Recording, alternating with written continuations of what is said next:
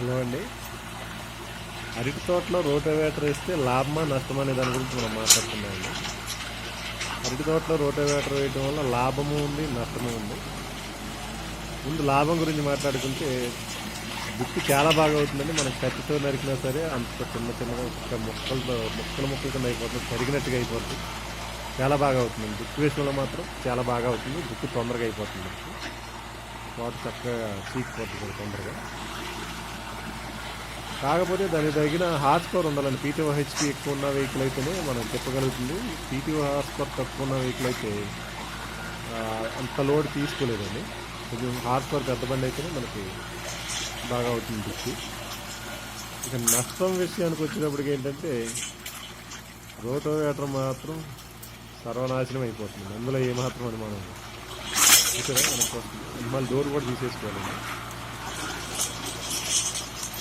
మాది 9 ఎకరాలు రోటోవేటర్ వేసేటప్పటికి అది జాండీర్ రోటోవేటర్ చాలా హెవీగా ఉందండి. అది మధ్యలో బ్రేక్ అయిపోయింది. ఫ్రేమ్ పైన చాసిస్ పూర్తిగా క్రాక్ అయిపోయింది. ఈ పరిస్థితి.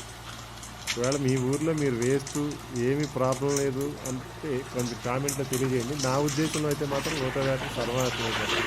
ఎలక్ట్రిక్ కొంచెం అలా చాలా లోడ్ తీసుకుంటారు, చాలా లోడ్ పడుతుంది. అందులో చెట్టు ఇరుక్కుని దున్నడం. కాబట్టి రైతుకి లాభం, ట్రాక్టర్ వాళ్ళకి నష్టం.